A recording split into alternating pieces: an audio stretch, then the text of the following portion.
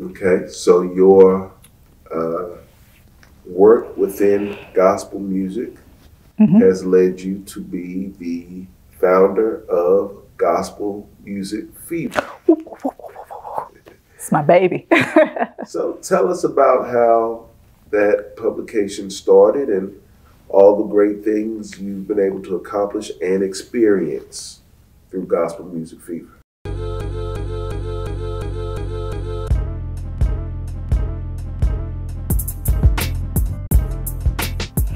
Gospel Music Fever was launched in April of 2011 after I visited Chicago, the mecca of gospel music. To go back a little further than that, earlier that year, a gospel historian by the name of Bob Maravich started following me on Twitter. And I recognized his name because I followed his work. He had a blog, which was at the time called the Black Gospel Blog. It was, I feel fairly safe to say, it was one of the first blogs of its kind. So he had the Black Gospel Blog. It's now called the Journal of Gospel Music. But he began following me on Twitter. Around that same time, I had learned of a request that Dolores Barrett Campbell of the Barrett sisters had made. And I was interested in the status of her request. I reached out to some people. I thought about reaching out to Bob because he also lives in Chicago. And I said, he should know, what the status of this is. I reached out to him about that. And he didn't have an answer for that. But he did tell me that in just a few weeks, Dolores would be celebrating her birthday. And every year there's a huge birthday musical in Chicago. I never felt so driven. I never felt such a sense of urgency about making that visit to Chicago for that birthday celebration. And I'm glad I did for several reasons. I got to Chicago. And when I got there, I tweeted Bob and I said, I'm in your city. I did make it. Thank you for telling me about the event. I would love to meet you in person. We met, we had breakfast, and I was so intrigued by his work. Like I told you, he's a gospel historian. He has the Black Gospel Blog. I read it. I followed the work. But I should also mention, Bob is a white man. And so I just wanted to know, how did this white man become so interested in Black gospel and come to know so much about it? So we had breakfast and, there was just this chemistry. He's a great person. And of course, we share a love for gospel music. We finished breakfast. We went to the birthday musical. The whole experience, the whole trip exceeded all of my expectations. But on the flight back, I could not get my conversation with Bob out of my mind. So a couple of days later, I sent him a message and I said, Bob, I like to write. I love gospel music. I love what you do. I think I want to try that too. I love this idea of advancing the gospel music art form. Doing something positive to contribute to the growth and forward movement of gospel music. He not only gave me his blessings, but he gave me tips. He gave me pointers. He gave me contacts. He gave me conferences to attend, all in his reply email.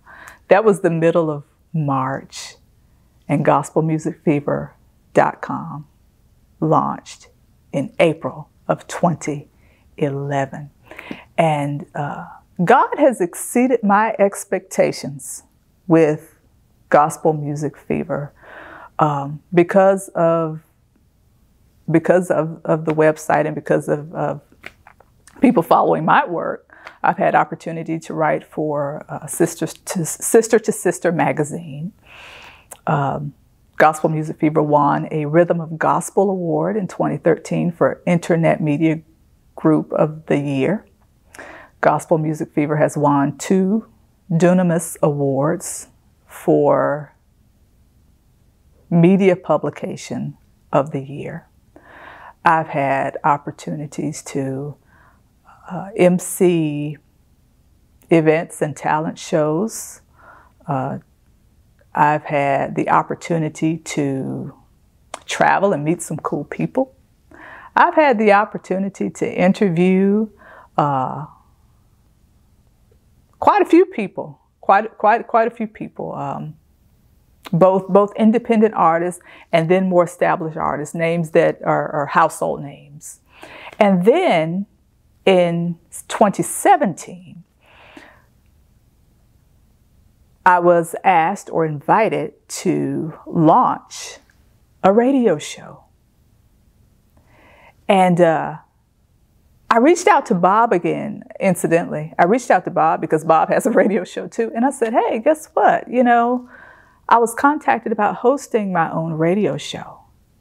And he was nothing but supportive, of course. You know, he has become a great mentor and an even greater friend to Gospel Music Fever. And he just kind of encouraged, and he said, yeah, that's kind of the natural progression of things. But again, there's that thread, right? The doors that I didn't necessarily pursue, but the open doors that were set before me. And so I was invited to launch a radio show. And so Labor Day 2017 was the launch or the debut of the Gospel Music Fever radio show, which is the companion to gospelmusicfever.com.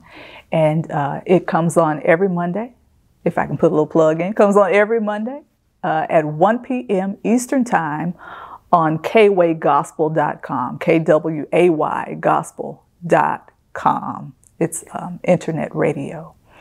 And so this whole journey with Gospel Music Fever has been exciting. It has opened up some amazing opportunities, and it's allowed me to do something that I love, which is listen to gospel music, advance gospel music as an art form, and write. So I'm able to marry all of those interests and passions and present it to the public for their enjoyment. Okay. So give us some of those names. Donnie McClurkin, Pastor Shirley Caesar, Ben Tankard, Vicki Winans, James Herndon of the Caravans. Wow. I have to go back 10 years to think of all of the names. But yeah, those are some of the names that readily come to mind. I think one of the things that I learned through talking to them is that consistency is key. They're household names now. We know of their successes. We enjoy their music. We know about their accolades and, you know, the Grammys and, you know, whatever comes along with being successful at that level. But their road to success has been slow at times. It has not looked like success at times.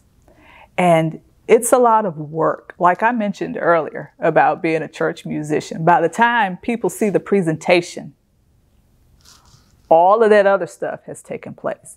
And so by the time we, you know, enjoy, you know, Donnie McClurkin or Vicki Winans or Shirley Caesar the way we do,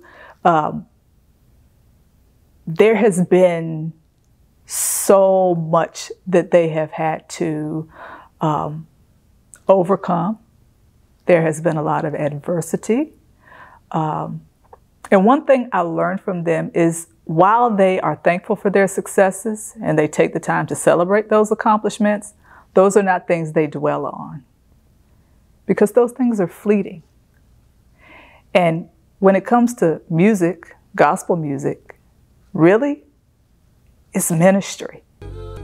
And we've heard it down through the years. Only what you do for Christ will last.